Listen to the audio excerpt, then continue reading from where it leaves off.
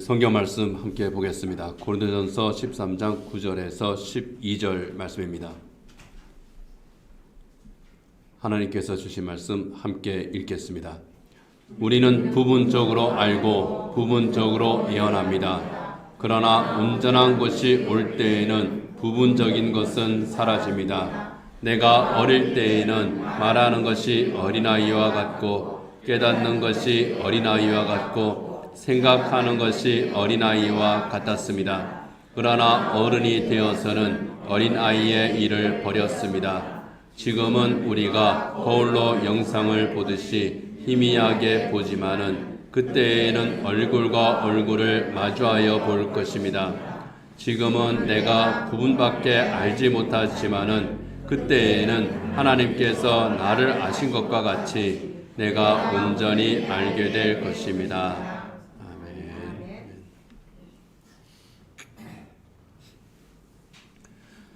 네, 만나기만 하면 서로 다투는 신하들이 있었습니다. 자기가 옳다, 잘났다, 네, 그러면서 다투는 겁니다.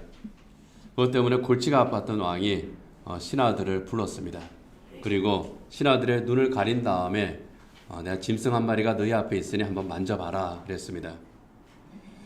제각각 짐승의 한 부분씩을 만지고 나서 왕이 말합니다. 이 짐승이 어떻게 생겼는지 너희가 한번 묘사해 봐라. 귀를 만진 신하는 부채처럼 생겼습니다 라고 대답합니다. 상아를 만진 그 신하는 이거 꼭 창처럼 생겼습니다 말합니다. 다리를 만진 신하는 기둥과 같은데요. 배를 만진 신하는 이거는 벽처럼 보입니다. 코를 만진 신하는 이건 뱀처럼 보입니다. 제각각 그 만진 것 따라 이제 다른 겁니다. 꼬리를 만진 신하는 이거는 밧줄과 같습니다. 서로 그렇게 이야기를 합니다. 왕이 신하들의 눈가리개를 벗게 했습니다. 그리고 그 짐승을 보라고 그랬습니다. 신하들이 묘사했던 그 짐승의 모습, 부분적으로는 맞습니다. 그러나 전체적으로는 틀렸습니다. 코끼리를 만졌는데 그들의 묘사한 것은 코끼리가 아니었습니다. 그러나 부분적으로는 맞는, 부분적으로 코끼리는 맞는, 그러나 전체적으로는 코끼리가 아니었던 그런 결과가 나온 거죠. 왕이 말합니다. 너희는 자기가 만지고 아는 것만 가지고 코끼리의 전부인 것처럼 말하지만 사실은 너희는 이 코끼리에 대해서 모르는 것과 다름없다. 그렇게 일침을 줬다고 합니다. 이것을 사자성어로 군맹무상이다. 이렇게 말합니다. 사람들이 코끼리에 대해서 사실은 아무것도 모르고 있는 시각장애인과 같다. 그런 뜻입니다. 고린도 교회에도 이런 그 군맹무상의 그런 현상이 있었습니다. 고린도 교회는 참 활기 있는 그런 교회였습니다. 사도 바울이 두 번째 전도 여행 때 세운 교회입니다. 사도행전 18장에 보면 그리스 지역에 복음을 전하다. 그러니까 마케도니아부터 밑에 펠로폰네소스 반도까지 쭉 내려가면서 복음을 전하던 이 바울이 아테네 아래쪽에 있는 고린도, 이 도시 고린도에 가서 복음을 전합니다. 그곳에서 아주 귀한 동역자를 만났습니다. 브리스길라와 아굴라 부부입니다. 아주 서로 간에 의지가 되는 참 지혜롭고 좋은 이 동역자를 만나서 함께 교회를 세웠습니다. 이렇게 세운 교회는 상당히 활발했습니다. 부흥했습니다. 몇 년 동안 이 교회가 열심히 함께 섬기면서 신앙생활을 했죠. 그런데 몇 년 지나지 않아서 사도 바울의 귀에 좋지 않은 소식이 들어옵니다. 교회가 시끄럽다는 겁니다. 교회 안에 우상 숭배가 있고 교회 안에 서로 파벌이 있었고 나는 누구 파다, 나는 누구 파다, 아볼로 파다, 게바 파다, 바울 파다, 나는 예수님 파다, 이러면서 서로 파벌이 생겼고 그리고 성적인 타락, 도덕적인 타락, 서로 시기와 질투 이런 것으로 인해서 교회가 분열되고 있었습니다. 교회를 가면은 기뻐야 되는데 기쁘지 않은 그런 교회가 되고 말았던 겁니다. 이러한 현상이 무척 심각했습니다. 바울이 그 소식을 들었습니다. 바울이 정말 눈물로 기도하며 세운 그 교회인데 그 교회가 이 지경이 됐습니다. 그래서 그 교회를 향해서 눈물로 쓴 편지가 바로 고린도전서입니다. 복음과 신앙생활의 본질이 무엇인지 거기에 대해서 교훈하는 편지가 바로 고린도전서입니다. 서로 잘났다고 시기하면서 다투고 있는 그 고린도 교인들에게 쓴 그 편지 가운데에 오늘 우리가 읽은 대목이 있습니다. 9절과 10절 같이 한번 읽어보겠습니다. 우리는 부분적으로 알고 부분적으로 예언합니다. 그러나 온전한 것이 올 때에는 부분적인 것은 사라집니다. 아멘. 이 내용은 사실 고린도전서 13장 사랑장에 삽입되어 있는 그런 말씀이죠. 부분적으로 알고 부분적으로 예언한다 하는 것은 한마디로 말하면은 복음에 대한 인간의 불완전한 지식을 말합니다. 복음에 대해서 다 아는 것 같지만 사실은 아니라는 겁니다. 군맹무상처럼 어느 일부분만 아는 것이라 하는 거예요. 사도들도 마찬가지고 또 일반 교인들도 마찬가지고 저도 마찬가지고 여러분도 마찬가지고 이 시대의 가장 뛰어난 신학자들도 역시 마찬가지입니다. 복음과 구원의 비밀에 대해서 다 아는 것처럼 그렇게 생각하고 그렇게 자랑하지만 사실은 진리의 한 부분만을 알고 말할 뿐이라 하는 겁니다. 바울이 나조차도 그렇다고 하는 거예요. 그리고 온전한 것이 올 때라고 하는 말은요, 하나님 나라가 임할 때를 말합니다. 이 온전한 것은 예수 그리스도를 말하거든요. 예수님께서 부활하신 예수님께서 다시 오실 그때, 재림하실 바로 그때입니다. 하나님 앞에 우리 모두가 서게 될 바로 그때, 예수님을 만나는 바로 그때에 우리가 부분적으로 알던 것들이 전체적으로 환해진다는 겁니다. 부분적인 것은 사라지게 되고 온전한 주님을 아는 그 지식이 우리에게 넘치게 된다 하는 그런 말입니다.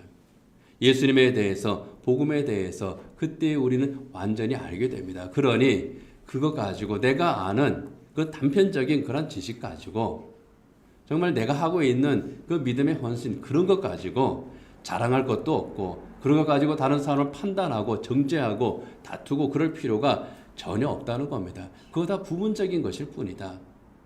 불완전한 것일 뿐이다 하는 거예요. 그런데 사도 바울은 내가 바로 그런 사람이었다 또 그렇게 고백을 합니다. 내가 바로 그 군맹무상과 같은 부분적으로 알면서 그것을 다 아는 것처럼 그렇게 착각을 했던 그런 과거가 있는 사람이었다. 또 그렇게 느닷없이 고백을 합니다. 11절입니다. 같이 한번 읽겠습니다. 내가 어릴 때에는 말하는 것이 어린아이와 같고 깨닫는 것이 어린아이와 같고 생각하는 것이 어린아이와 같았습니다. 그러나 어른이 되어서는 어린아이의 일을 버렸습니다. 여기에 어린아이와 같았다 하는 거는요, 나는 어린아이처럼 순수한 사람이었습니다. 그런 의미가 아닙니다. 유치했다는 거예요. 조금 알면은 다 아는 것처럼 그렇게 좀 어린애들이 그런 면이 있잖아요. 자기가 말하는 것, 깨닫는 것, 생각하는 것. 제가 돌이켜봤더니 어린애가 아주 작은 그 지식 가지고 유치원에서 배운, 초등학교에서 배운 그 지식 가지고 자랑하는 것과 똑같더라. 내가 바로 군맹무상이었다. 그렇게 사도 바울이 고백을 하는 겁니다. 바울이 그렇게 말한 데는 이유가 있습니다. 바울이 처음 복음을 들은 것은 예수님을 구주로 영접했을 때가 아닙니다. 복음의 적대적이었을 때입니다. 예수님께서 하시는 말씀, 예수님의 행동, 그 모든 것 다 거짓말처럼 여겨졌습니다. 자기가 알고 있는 율법과 달랐습니다.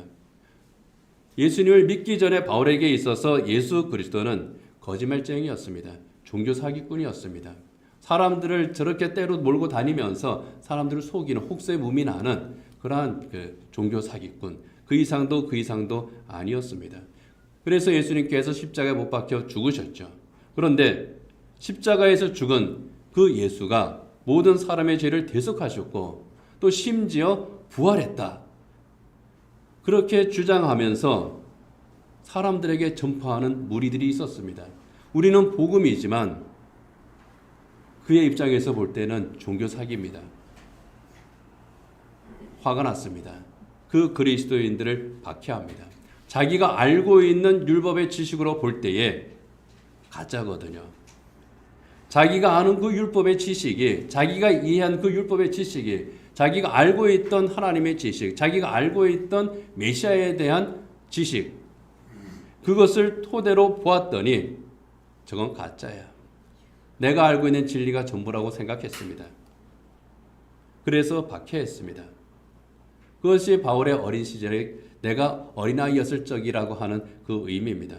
그런데 다메섹으로 가는 길에 예수 믿는 사람들을 잡으러 가던 그 길에서 예수님을 만납니다. 부활하신 예수님을 만납니다. 아주 신령한 체험을 합니다. 그 이후에 달라집니다. 아, 내가 알고 있던 것이, 내가 믿고 있던 것이, 내가 확실하다고 생각했던 그것이 사실은 아니었구나. 정말 극히 일부분이었구나. 하나님께서 하나님의 구원 계획을 보여주시는 그 서론과 같은 그런 것이었는데 정작 나는 본론도 알지 못하면서 내 마음대로 본론을 착각을 했구나. 그 잘못 알았던 것에 대해서 회개합니다. 그리고 복음을 전하는 복음의 증인으로 변화합니다. 자기가 그렇게 변했다는 거예요. 그렇게 어른이 되었다는 겁니다. 믿음의 어른이 되어 갔다는 겁니다. 그리고 복음을 전하면서 바울의 인격도 변합니다. 예수님께서 예수님의 제자 가운데 요한이라고 하는 제자, 그에게 이런 별명을 지어주셨죠. 너는 우레의 아들이다. 성질이 급하다는 겁니다. 버럭질을 하는 그러한 그 제자였다는 거예요. 그냥 생각나는 대로 말하는, 저 벼락 쳐가지고 전부 다 그냥 죽여버립시다. 뭐 이럴 정도로 아주 그 조심성 없이 그냥 내뱉는 그런 제자입니다. 그런데 그 요한이 어떻게 변합니까? 사랑의 사도로 변합니다. 예수님께서 보여주신 그 사랑처럼 우리 서로 사랑합시다. 이러한 위대한 사랑의 사도로 변합니다. 인격이 변화한 거죠. 사도 바울도 예수님을 닮아가는 성숙한 그리스도인으로 변해갑니다. 예수님을 구주로 영접한 이후에 그는 예수님에 대한 복음에 대한 그 지식이 좀 온전해졌지만은 그 삶은, 그 인격은 아직까지도 다듬어져야 될 부분이 있었거든요. 그 부분을 하나님께서 하나하나 다듬어 가시면서 성숙한 그리스도인으로 예수님을 닮아가는, 날마다 예수님을 조금씩 닮아가는 그리스도인으로 변했다 하는 겁니다. 그것이 사도 바울이 하는 이야기예요. 내가 어린아이였을 적에는 사실은 나는 구분된 것만 알았습니다. 하나님의 말씀에 대해서, 하나님의 뜻에 대해서, 하나님의 사람에 대해서 나는 구분된 것만 알고 그것이 전부인 줄 알고, 그리고 내가 정말 잘난 것을 착각했지만 예수님을 만나고 보니, 복음을 알고 보니 사실은 그것이 아니었습니다. 예수 안에서 나는 깨어져 가고 다듬어져 가고 하나님의 뜻을 바르게 알면서 성숙한 인격을 가진 그리스도인으로 변했습니다. 그런 신앙 고백인 겁니다. 그 고백에서 나온 것이 고린도전서 13장 그 사랑장 전체의 내용입니다. 그 중에서 1절과 2절 같이 한번 읽어보겠습니다. 내가 사람의 모든 말과 천사의 말을 할 수 있을지라도 내게 사랑이 없으면 울리는 징이나 요란한 꽹과리가 될 뿐입니다. 내가 예언하는 능력을 가지고 있을지라도 또 모든 비밀과 모든 지식을 가지고 있을지라도 또 산을 옮길 만한 모든 믿음을 가지고 있을지라도 사랑이 없으면 아무것도 아닙니다.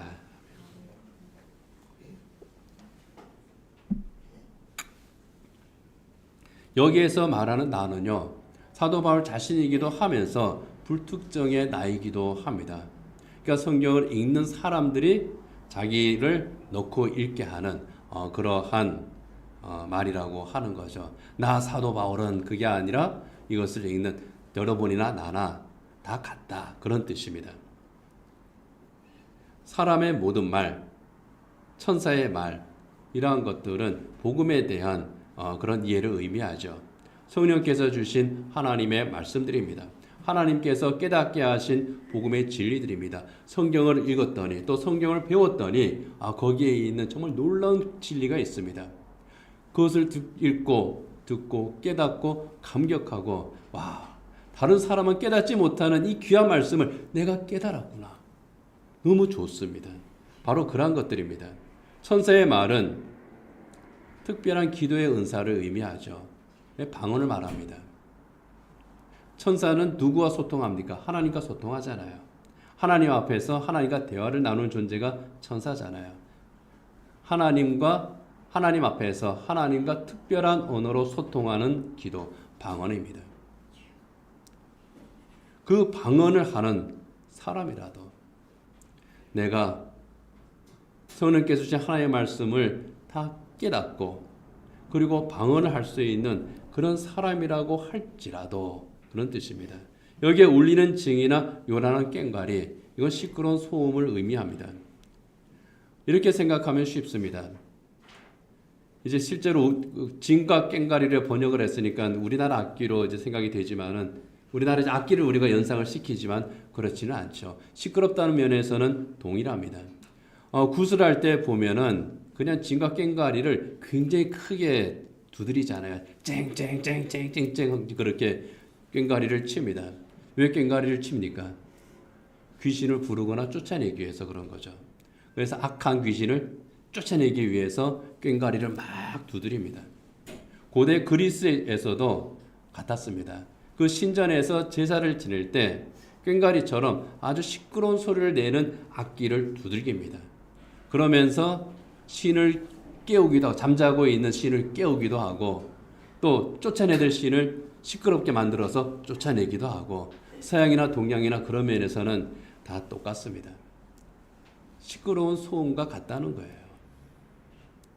복음에 대해서 다른 사람이 깨닫지 못하는 것을 깨달았다 할지라도 그리고 특별한 은사가 있어 그것을 가르친다고 할지라도 그 재주가 있다고 할지라도 방언의 은사를 받았다고 할지라도 하나님의 그 모든 지식과 구원의 비밀을 깨달아 안다고 할지라도 십자가 예수님을 본받아 사는 삶, 사랑을 실천하는 그런 삶, 예수님을 만나고 예수님과 동행하는 그런 삶이 없다면 그거는 시끄러운 꽹과리와 같은 거짓 신앙일 뿐이라 하는 겁니다. 그런 의미입니다. 정말 중요한 것은 내가 예수님을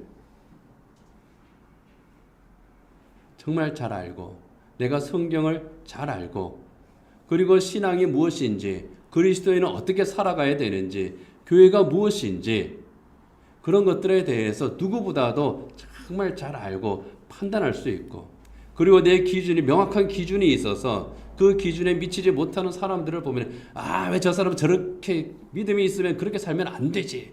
하나님 말씀대로 살아야지. 그렇게 정죄하고 또 시기하고 비호하고 그랬지만 그런 것이 아니더라. 내가 그렇게 잣대로 삼았던 내가 표준으로 삼았던 내가 진리라고 생각했던 바로 그런 것들이 알고 보니 부분적인 것이었다. 정작 예수님 앞에서는 한없이 어리석고 부족한 것 뿐이더라 하는 것이 사도 바울의 고백입니다. 그래서 오늘 보면 12절에서 바울이 또 이렇게 고백을 하는 겁니다. 같이 한번 읽겠습니다. 지금은 우리가 거울로 영상을 보듯이 희미하게 보지만은 그때에는 얼굴과 얼굴을 마주하여 볼 것입니다. 지금은 내가 부분밖에 알지 못하지만은 그때에는 하나님께서 나를 아신 것과 같이 내가 온전히 알게 될 것입니다. 지금은 우리가 거울로 영상을 보듯이 희미하게 본다고 말하고 있습니다. 여기에 희미하게 보인다고 이제 번역한 그 헬라어가 아이니그마티라고 하는 이런 그 헬라어인데 원형이 아이니그마입니다. 이 아이니그마 하면 딱 떠오르는 영어 단어 하나 있죠. 에니그마, 수수께끼입니다. 수수께끼라는 단어가 바로 여기에서 나왔습니다. 뭔가 좀 헷갈리고 잘 모를 때 이거 수수께끼 같아 그러잖아요. 그래서 여기에서 그 아이니그마에서 그 수수께끼를 떠서 에니그마가 나온 겁니다. 그런데 이걸 거울에다가 비유를 했어요. 오늘날 우리가 보는 거울은 어떻습니까? 잘 보입니다. 잘 보여요. 그리고 기술을 엄청나게 발전해가지고 값비싼 거울도 왜곡 현상이 거의 없이 우리가 거울을 볼 수가 있습니다. 그러나 고대에는 그렇지 않았습니다. 우리가 사용하고 있는 이 유리 거울이 저도 이제 한번 찾아보니까요. 유리 거울이 사람들에게 보급되기 시작한 것이 10세기, 11세기 그 정도랍니다. 오래된 것이 아니에요. 조선시대입니다. 조선시대가 아니라 고려시대입니다. 그리고 유리 거울이 처음 등장한 것이 3세기 정도랍니다. 유리로 된 거울이 처음 등장한 것이요.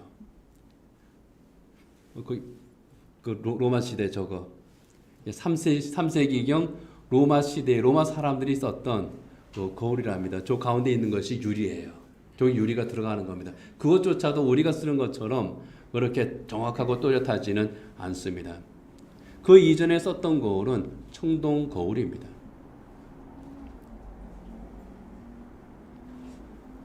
청동 거울, 이제 황제나 귀족 이러한 그 부자들이 쓰는 거울은 그래도 청동으로 만들어도 아마 이제 반질반질하게 만들어서 그래도 형상이 어느 정도 또렷하게 보였을 거예요. 그러나 일반 대중이 쓰는 그런 거울은 또렷하지가 않습니다. 뿌옇게 보이는 그런 거울이었습니다. 그래서 바울이 거울로 영상을 보듯이 희미하게 봅니다. 그렇게 말하는 겁니다. 깨끗하게 보이지 않는. 그러니까 오늘 우리가 보는 거울로 생각을 하면은 김이 서린 거울, 뭐 그렇게 생각하면은 비슷한 이미지일 것 같습니다.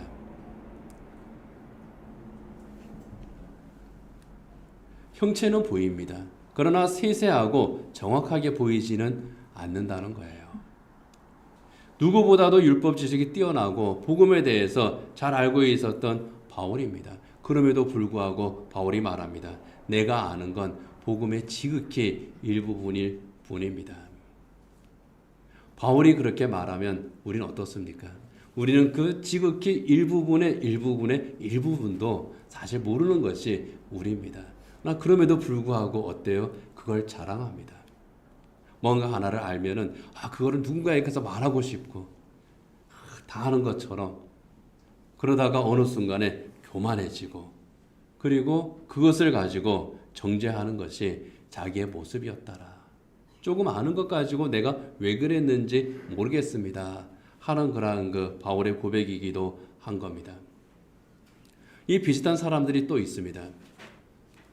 성경에 보면은 욥이라고 하는 위대한 믿음의 사람이 있죠.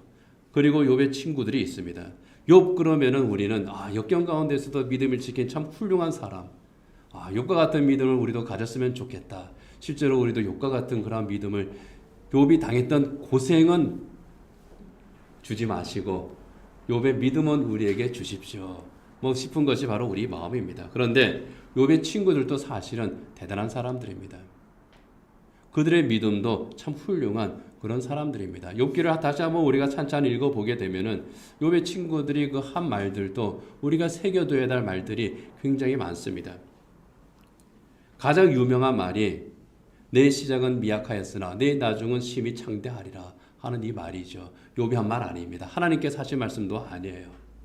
개업하는 가게마다 걸려있는 이 말씀은요. 욥의 친구 중에 하나였던 빌닷이라고 하는 사람이 했던 말입니다.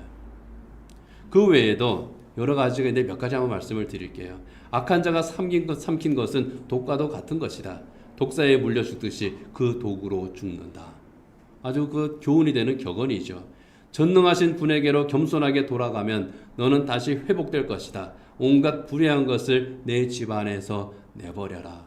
굉장한 그 신앙의 교훈을 주는 그런 말입니다. 하나님의 영이 나를 만드시고 전능하신 분의 입김이 내게 생명을 주셨습니다. 굉장한 신앙 고백이잖아요. 이 말들을 누가 했습니까? 욥이 하지 않았습니다. 욥의 친구들이 했습니다. 그렇기 때문에 우리는 이 욥의 친구들의 믿음이 욥보다 못하다. 이 사람들은 믿음의 사람 욥을 시험에 들게 했던 아주 나쁜 사람이다. 그런 그 인식을 우리는 버려야 됩니다. 좋은 사람들이에요. 지혜로운 사람들이고 믿음이 훌륭한 그런 사람들입니다. 그러나 그럼에도 불구하고 어떻습니까? 하나님께서는 그들을 책망하셨습니다. 그들이 가지고 있는 그 지혜와 지식 참으로 심오하고 대단한 것들이고 우리가 새겨둬야 될 그리고 그들을 지키면은 정말 훌륭하게 살아갈 수 있는 그런 말씀드림에도 불구하고 그것을 가지고 하나님께서 하시는 일을 판단했던 겁니다. 그리고 하나님의 사람을 정죄했던 겁니다. 그래서 하나님이 책망하시는 거예요. 너희들이 하는 말들은 옳지도 않고 어리석은 말들이다. 내가 가지고 있는 그러한 작은 믿음의 지식을 가지고 판단의 도구로 사용할 때, 정죄의 도구로 사용할 때, 내가 잘못된 일을 행하면서 그것을 옹호하는 도구로 사용할 때 하나님께서는 그건 잘못됐다고 말씀을 하시는 겁니다. 그래서 욥이 하나님 앞에 엎드려서 고백합니다. 욥기 42장에 보면은요. 하나님, 잘 알지도 못하면서 감히 주님의 뜻을 흐려놓으려 한 사람이 바로 접니다. 깨닫지도 못하면서 함부로 제가 말했습니다. 그렇게 고백하면서 하나님 앞에 엎드립니다. 오늘 사도 바울이 했던 고백과 비슷하죠. 내가 어릴 때에는 말하는 것이 어린아이와 같고 깨닫는 것이 어린아이와 같고 생각하는 것이 어린아이와 같았습니다. 나는 어리석은 사람이었습니다. 그 고백입니다. 하나님의 말씀을 알기는 아는데 제대로 알지 못해서 그래서 거울을 보는 것 같이 희미했습니다. 그렇게 고백을 하는 겁니다. 어제 오후에 교회 청소를 이제 마쳤습니다. 그리고 우리 박찬호 장로님 부부와 함께 또 이제 교육자들이 함께 저녁을 먹었습니다. 그 카페에 가서 이제 담소를 나누다가 뭐 이런저런 이야기를 이제 했습니다. 그때에 저희 그 외조부의 신앙에 대해서 그 삶에 대해서 이야기하는 그런 기회가 있었습니다. 경상북도 이제 청도 그 지역에 처음 복음이 들어왔습니다. 그리고 그곳에 교회가 세워졌습니다. 선교사가 집회를 하고 있을 때에 저희 외조부께서 그 예배당을 찾아갔습니다.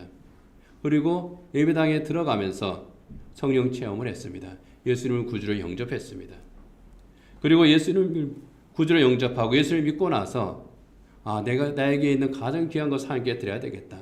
가장 좋은 땅을 구별해서 팔았습니다. 터를 장만했습니다. 예배당으로 하나님 앞에 내어 놓았습니다. 그리고 예배당을 지었으니 종탑도 있어야죠. 그래서 종탑을 세웠습니다. 전쟁을 일으킨 태평양 전쟁을 일으킨 그 일제가 그 종을 뜯어갔습니다. 다시 종을 마련했습니다.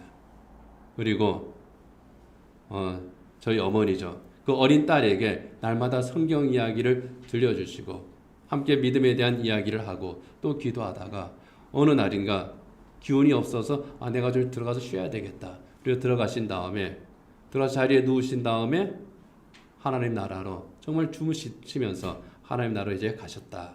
뭐 그런 얘기를 어머니로부터 내가 이제 들었다. 뭐 그런 이야기들을 했습니다. 이야기를 듣다가 강도사님이 목사님 그 교회 이름이 뭡니까 하고 이제 물었습니다. 이야기를 하면은 그랬나 보다 하면 되지 이제 검증까지 이제 하려고 듭니다. 그리고 외조부 그 성함이 어떻게 되십니까? 알아서 뭐 하려는지 모르겠습니다. 예, 그래서 가르쳐 줬습니다. 그 고향 동네 이름을 따서 아마 수야교회일 거다. 그랬더니 핸드폰을 들고 막 검색을 해요. 그리고 진짜 있는데요. 그럽니다. 진짜 그 교회가 있고 제가 말한 그러한 일들이 수야교회 100년사라고 하는 그 기록에 그대로 들어있더라고 하는 겁니다. 그 교회 100년사에 저희 외조부 박수현 영수의 행적이 제가 말한 거의 그대로 거기에 실려 있더라는 겁니다. 그 영수는 오늘날 장로로 생각하시면 됩니다. 어머니에게 들었던 그 이야기들이 제가 부분적으로 들은 것들이죠. 그런데 그러한 것들이 사실이었다고 하는 것이 의심 많은 강도사님에 의해서 증명이 된 겁니다. 어젯밤에 이제 설교를 쭉 정리하고 준비하면서 그런 생각이 들었습니다. 성경의 기록들 그리고 예수님께서 하신 그 말씀들에 대한 우리 이해가 참 그것과 비슷하겠다 그런 생각이 들었습니다. 하나님의 말씀, 믿음의 사건들이 신구약 성경에 하나하나 다 기록이 되어 있습니다. 특히 예수님의 제자들이 그리고 그 제자의 제자들이 들었던 이야기들이 있습니다. 그것들을 복음서에 기록을 했고 또 서신서에 기록했습니다. 마가복음 같은 경우는 예수님의 직접 제자가 아니죠. 베드로의 수행 비서와 같았던 그런 사람입니다. 베드로의 제자입니다. 그러니까 제자의 제자입니다. 그들이 이제 기록을 한 거예요. 그것을 두고 어떤 사람들은 성경에 있는 그런 것들이 그 사람들이 자기들 뭐 들은 것도 있겠지만 자기들 상상도 좀 넣고 해가지고 적당히 좀 소설처럼 쓴 거다. 그래서 참 좋은 교훈들이 많지만 그 사람들이 소설처럼 쓰기도 하고 편집하기도 한 거다. 여기저기에서 좋은 이야기들을 또 신화나 전설 이런 것들을 아주 주워 모은 것이 바로 성경책이다. 그래서 기독교는 그런 그 좋은 이야기, 좋은 말씀들을 이렇게 모아놓은 그런 좋은 종교 중에 하나다. 성경은 바로 그런 거다. 또 그렇게 하기도 하고 또 자기가 성경을 읽고 어느 날 깨달은 그 말씀을 가지고 다른 사람들의 믿음을 평가하고 정죄하고 그럽니다. 그런데 바울이 말한 것처럼 그러한 사람들은 다른 의미에서 부분적으로만 아는 바로 그런 겁니다. 부분적으로만 아는 거예요. 자기의 상식과 지식에 근거한 복음에 대한 잘못된 이해입니다. 처음에 성경을 쓴 그 사람들은 그냥 자기들이 들은 것, 보고 들은 것, 그거 쓴 것도 있겠지. 그렇지만 그 사람들이 지어낸 것도 있을 것이고 시간이 가면서 그냥 더 들어간 것도 이제 있을 거야. 희미하게 보는 정도가 아니라 왜곡해서 보는 겁니다. 그런데 제가 어머니에게서 들은 이야기, 저는 저희 외할아버지 본 적이 없습니다. 왜냐하면은 저희 어머니가 결혼하시기 이전에, 훨씬 이전에 돌아가셨기 때문입니다. 들어서만 아는 거예요. 그리고 들어서만 아는 그것을 우연한 기회에 이야기를 했습니다. 그런데 그 교회 100년사에 기록이 되어 있는 겁니다. 전혀 제3자에 의해서 기록이 되어 있는 겁니다. 사실로 입증이 됐습니다. 여러분, 우리가 훗날 주님 앞에 서게 될 때 바로 그렇다는 거예요. 성경에 기록되어 있는 그 모든 말씀과 그 사건들이 하나님께서 우리에게 주신 정말 그 구원의 그 놀라운 일들이 거짓이 아니라 지어낸 것이 아니라 실제였구나 하는 것이 증명이 되는 겁니다. 바로 그런 거예요. 그런 생각을 이제 해봅니다. 하나님께서 행하신 그 모든 일들 믿지 못했던 사람들이 있습니다. 예수님의 말씀과 그 행적이 가공된 것이라고 그렇게 평가하는 사람들이 있습니다. 의심하는 사람들이 있습니다. 그들이 주님 앞에 서게 될 때 어떻게 될까요? 그 모든 것이 사실이었구나. 우리는 거울처럼 희미하게 보이지만 그 희미하게 보이는 것에서 복음의 본질을 깨닫고 예수님 구주를 영접했어요. 그런데 그들은 아예 왜곡을 했습니다. 부끄러울 겁니다. 숨을 수밖에 없을 겁니다. 그래서 예수님이 말씀하셨죠. 마지막 때에 그들이 외칠 것이다.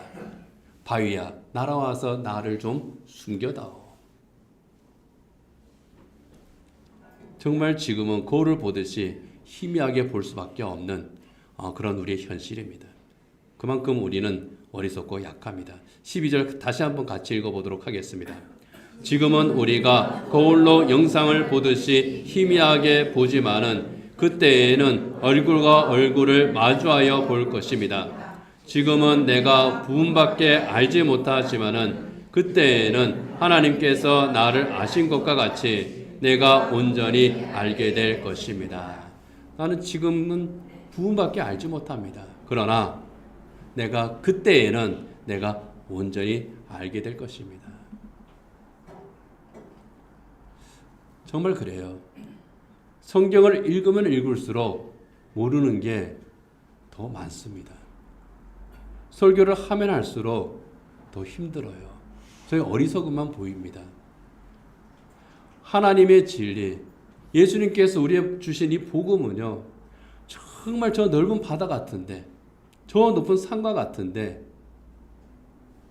아주 극히 일부분밖에 제가 그걸 캐치하지를 못합니다. 어떤 때는 잘못 캐치합니다. 참 안타깝고 죄송하기만 하죠. 정말 부분의 부분밖에 모르는 그런 제 모습을 계속 발견하게 됩니다. 그러나 그럼에도 불구하고 참 감사한 것은요, 내가 어리석어서 하나님의 섭리도 잘 모르고 복음에 대해서도 잘 알지 못하지만 부족하고 연약하지만 그럼 참 감사한 것은 그 희미하게 보이는 가운데에서도 복음의 본질에 대해서 내가 볼 수 있었다는 거예요. 예수님의 십자가와 부활에 대해서 내가 하나님의 은혜로 구원받았다고 하는 바로 그것. 예수님께서 그 사랑으로 나와 언제나 함께 동행하신다는 것. 그리고 나는 참 바보 같은 짓을 많이 하지만 기도도 제대로 못하지만 성령 하나님께서 말할 수 없는 탄식으로 나와 함께 나를 위해서 간구하신다는 것. 그런 것들을 내가 알고 있다고 하는 것이, 희미하지만 제대로 알고 있다고 하는 것이 얼마나 감사한지 모르겠습니다. 여러분, 이게 정말 중요해요. 누구나 다 똑같습니다. 청동 거울, 잘 보이지도 않는 청동 거울로 얼굴을 비추는 것처럼 다 똑같아요. 희미합니다. 흐릿합니다. 그러나 그 흐릿한 가운데에서 본질을 볼 수 있다는 것이 얼마나 감사합니까? 그리고 더 감사한 것은 예수님께서 영광 가운데 다시 오시는 그날, 그 부분적으로 보이던 것, 흐릿하게 보이던 그 모든 것을 밝게 알게 된다고 하는 겁니다. 주님을 마주하는 바로 그곳에서 내가 정말 희미했던 것이, 하나님 앞에서 내가 정말 안타까웠던 그 모든 것들이 환해지고, 부분적으로 알고 이해하던 그런 하나님의 모든 말씀들과 성경의 모든 비밀들에 대해서 분명하게 알게 된다는 겁니다. 내 마음에 늘 갑갑하고 정말 뚫리지 않던 그런 것들이 뚫리는 그러한 일이 바로 그곳에서 일어나게 된다 하는 거예요. 주님께서는 그게 귀하다고 또 말씀을 하십니다. 예수님께서 부활하셨을 때에 그 부활을 믿지 못했던 제자 한 사람이 있죠. 도마입니다. 도마를 예수님께서 찾아오셨습니다. 손과 옆구리를 보여주셨습니다. 야, 이거 만져보고 한번 손을 한번 넣어봐. 그제서야 도마가 비로소 예수님의 부활을 믿습니다. 그때 예수님께서 하신 말씀이 있잖아요. 너는 보았기 때문에 믿느냐? 보지 못하고 믿는 자들이 복되다. 이 복음을 듣고 믿는 자들이 복되다는 겁니다. 우리가 복되다는 겁니다. 참 희미한 것인데, 우리 인간의 어리석음과 죄악은 정말 온전히 보지 못하고 부분적으로밖에 볼 수 없는 그러한 처지인데, 그 부분적인 곳에서 온전한 것을 보게 하시는 것이 바로 주님의 은혜라는 겁니다. 날 위해 십자가에서 죽으신 예수님을 내가 그 부분적인 것을 통해서 만났습니다. 예수는 구주로 영접했습니다. 그리고 하나님의 섭리 가운데에서 살아가고 있습니다. 이것이야말로 복 중의 복이라는 겁니다. 나는 모르는 것이 참 많지만은 하나님께서 나를 위해서 베푸신 은혜가 너무나도 많다는 겁니다. 이것을 생각하니 감사할 수밖에 없습니다. 이제 말씀을 맺도록 하겠습니다. 우리는 하나님께서 성경에 약속하신 대로 구원을 받았습니다. 하나님의 자녀가 되었습니다. 하지만 성경에 담겨있는 그 하나님의 놀라운 뜻을 다 깨닫지는 못합니다. 우리가 살아가면서 하나님께서 우리를 위해서 하시는 놀라운 일들이 분명히 있습니다. 하나님께서 일하심이 있습니다. 그런데 우리는 그것을 다 알지 못합니다. 참 갑갑하죠. 기도하는데도 왜 하나님께서 나를 이렇게 버려두시는가? 주님께서 왜 내 기도에 응답하지 않으신가? 하는 그러한 안타까움이 있습니다. 뿌연 거울을 보는 것처럼 참 희미합니다. 알 것 같은데 모르겠어요. 저도 똑같습니다. 그러나 우리는 구원받은 하나님의 자녀라고 하는 것, 이것만큼은 분명합니다. 그리고 그 믿음 가운데 우리는 하나님 나를 소망하면서 살아가는 겁니다. 그리고 서로 사랑하면서 믿음의 길을 가고 있는 겁니다. 그래서 사도 바울이 이 사랑장 마지막에서 믿음, 소망, 사랑, 이 세 가지는 항상 함께 있을 것인데 그 중에 제일은 사랑이라. 그렇다고 해서 사랑이 전부라고 하지 않습니다. 믿음과 소망, 사랑 전부 다 귀합니다. 이 안에서 우리가 살아갈 수 있는 것이 얼마나 복인지 모릅니다. 온전한 것이 올 때, 우리 주님께서 다시 오실 그때, 주님과 만나는 그 영광의 그날, 바로 그 자리에서 내가 알고 있었던 그 복음이, 부분적으로 알고 있었던, 희미하게 알고 있었던 그 복음이 부분적인 것임에도 불구하고 나를 감격하게 했고, 나를 믿음 위에 바르게 세우게 했고, 주님을 따라가게 했고, 주님과 동행하게 했고, 성령의 인도하심을 받게 했던 바로 그 복음이 하나님께서 내게 주신 참 진리와 생명의 선물이었다고 하는 것을, 바로 그것을 내가 확인을 합니다.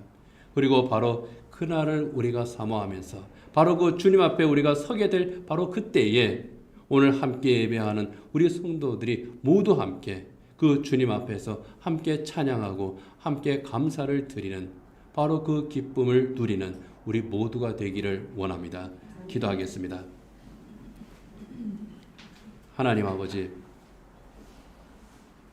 하나님의 뜻을 다 아는 것 같지만 사실은 아무것도 모르는 것이 저희의 연약함과 저희의 부족함인 줄 압니다. 그러나 부분적으로 아는 저희들, 또 미성숙한 어린아이와 같은 그런 저희이지만은 그 부족한 가운데에, 부분적으로 아는 것 가운데에, 희미하게 보이는 것 가운데에 진리를 볼 수 있게 하시고 복음을 깨닫게 하시고 믿음의 길을 비틀거리면서도 또 저 하늘나라를 향해서 걸어갈 수 있게 하시니 감사합니다. 이 길을 함께 걸어가는 우리 믿음의 식구들, 동역자들, 저희들 사랑하게 하시고 하나님, 내가 가지고 있는 그 부분적인 잣대로 평가하고 시기하고 판단하고 때로는 증오하고 저주하는 것이 아니라 하나님, 온전한 주님의 사랑으로 또한 저희들 바라볼 수 있게 하시고 우리 주님 앞에 설 때에 함께 기쁨으로 서는 그날을 바라보며 또 저희들 믿음의 길 늘 함께 가게 하여 주시옵소서. 예수님 이름으로 기도드립니다. 아멘.